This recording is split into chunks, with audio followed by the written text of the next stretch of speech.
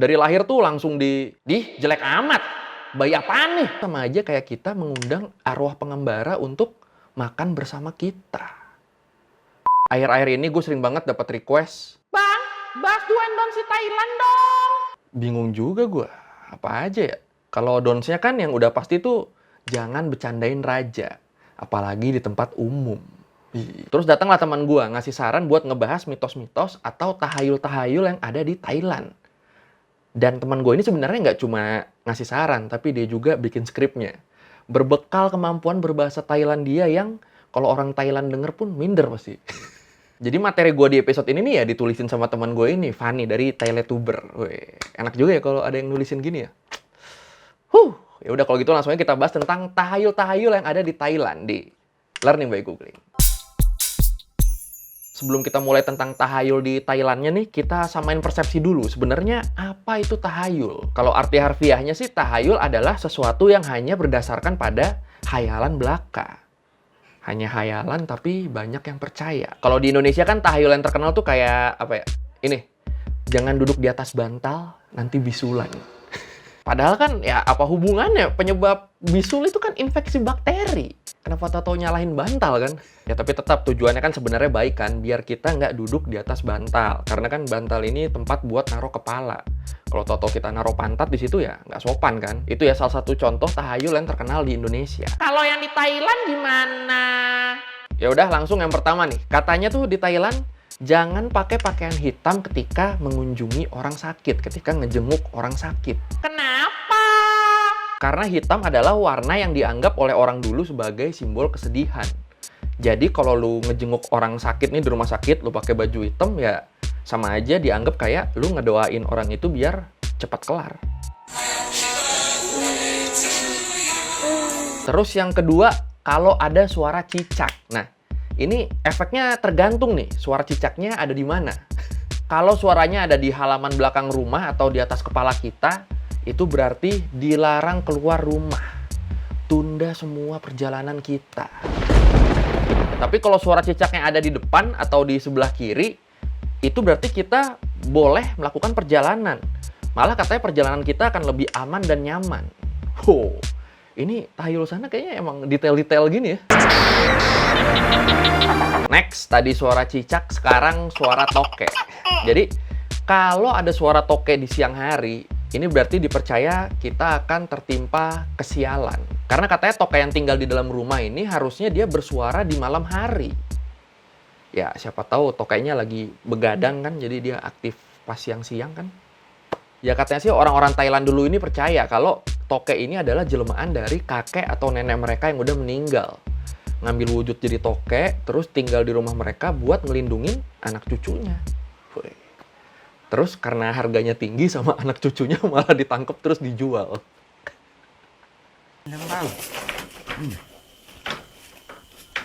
Terus ini nih, salah satu favorit gue nih. Jangan potong rambut di hari Rabu. Apalagi ini, aduh. Soalnya orang sana percaya kalau potong rambut di hari Rabu itu akan membawa kesialan dalam hidup. Apa hubungannya coba? Aduh. Tapi walaupun terdengar konyol, ternyata banyak banget orang sana yang percaya sama tahayul ini. Jadi di sana masih banyak barbershop yang milih tutup di hari Rabu.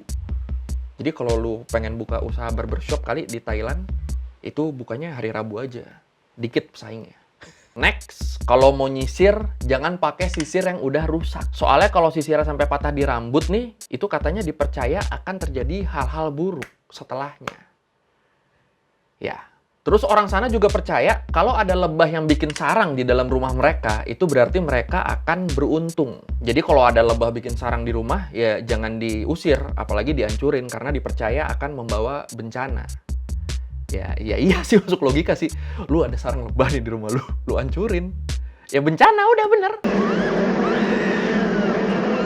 Next, gadis lajang katanya tidak diperbolehkan menyanyi di dapur. Kenapa? Karena katanya itu akan membuat mereka punya pacar yang tua. Ya tapi kalau tua tapi kaya kan nggak masalah ya. Langsung aja pada tuh nyanyi di dapur semuanya. Ini sebenarnya mirip kayak yang di Indonesia ya, yang kalau nyapu jangan setengah-setengah, jangan sampai nyisa. Kalau nggak ntar suaminya brewokan. Nah, lu suka lihat kan cowok-cowok brewokan sekarang kayak gimana? Nah, ini yang paling edan sini. Jadi katanya, jangan pernah muji-muji bayi yang baru lahir. Kayak, ih lucu, ganteng, cantik. Itu nggak boleh tuh katanya. Kok gitu? Soalnya dengan kita muji-muji si bayi, itu katanya bakal membuat roh-roh cemburu. Terus akhirnya roh-roh ini ya bakal nyulik si bayi. Baperan anjir rohnya. Makanya orang Thailand tuh mentalnya pada kuat tuh ya, karena ini kali ya, dari lahir tuh langsung jelek amat. Bayi apaan nih? Pokoknya prinsipnya, roh senang, semua tenang. Terus tahayul selanjutnya, kalau kita naik turun tangga tuh katanya ngelangkahnya harus selangkah demi selangkah, satu-satu per anak tangga. Jangan ada anak tangga yang dilewatin gitu. Katanya kalau kita ngelewatin anak tangga, itu nanti rezeki kita bakal seret. Nggak peduli udah sekeras apapun kita berusaha. Ini tahayul kedengerannya kayak ekstrim ya, gara-gara anak tangga doang, hidup lu bakal susah. Tapi sebenarnya ini filosofis ini. Jadi sebenarnya tahayul ini ngajarin kita buat melakukan sesuatu secara bertahap, step by step, pelan-pelan. Jangan melakukan sesuatu melebihi kemampuan kita. Pelan-pelan dulu aja, belajar sampai nanti kita nyampe di titik itu. Wow. Keren ya tahayul ya. Next, katanya kalau kita pakai cincin di tangan kanan, di jari tengah nih, di sini nih. Gimana nih contohnya? Ya gini nih. Nah, ini dengan kita pakai cincin di tangan kanan di jari tengah, ini katanya akan membawa keberuntungan dan prestis finansial. Waduh. Berarti bisa dibilang kalau jari tengah ini buat urusan duit ya. Kan kalau jari manis kan urusan percintaan ya. Ayo, mana yang lebih penting dua ini? Nah, ini juga spesifik nggak jelas nih, tentang mata berkedut. Pertama dari mata kiri dulu. Kalau mata kiri kita berkedut siang-siang, itu berarti kita bakal dapat kesialan, bakal dapat musibah, bakal dapat malapetaka. Tapi kalau yang berkedut sebelah kanan, ini katanya kita bakal dapat keberuntungan, bakal bernasib baik. Ini jelas ya bedanya ya.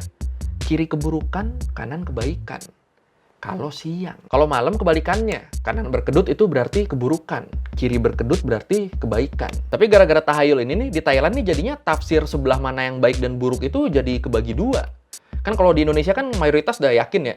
Kanan baik, kiri buruk. Udah pasti gitu kan. Kalau di Thailand ada juga yang nganggap kayak gitu. Kanan bagus, kiri jelek. Tapi banyak juga yang nganggap sebaliknya. Ada juga orang-orang yang ngelihat mana tangan baik dan buruk ini tergantung jamnya. Sama kayak kedutannya. Jadi kalau malam-malam ya kanan ini buruk, kiri baik. Tapi kalau siang-siang, tangan kanan baik, tangan kiri buruk.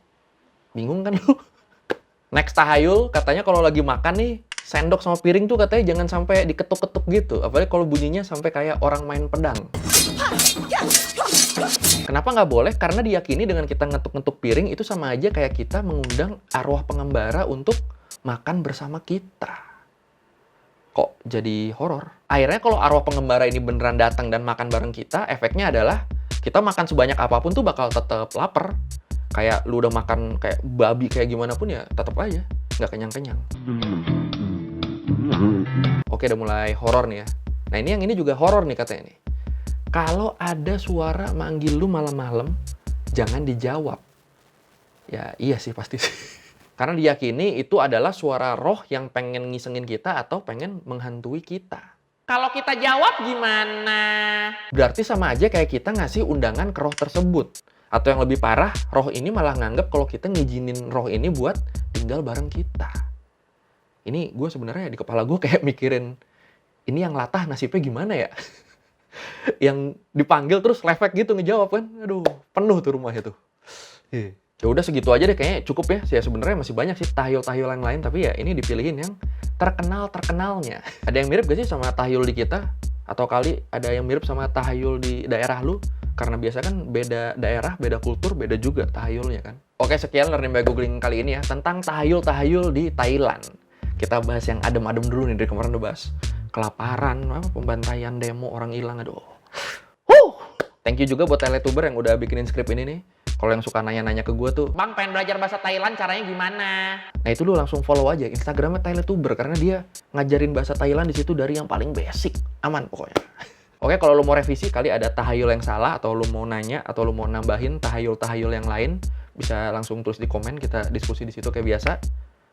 Mau request juga boleh nih, request udah yang adem, besok bisa bahas yang berat lagi nih. Oke, thank you, jangan lupa like, comment, subscribe. Bye. Terakhir majas itu semua usahamu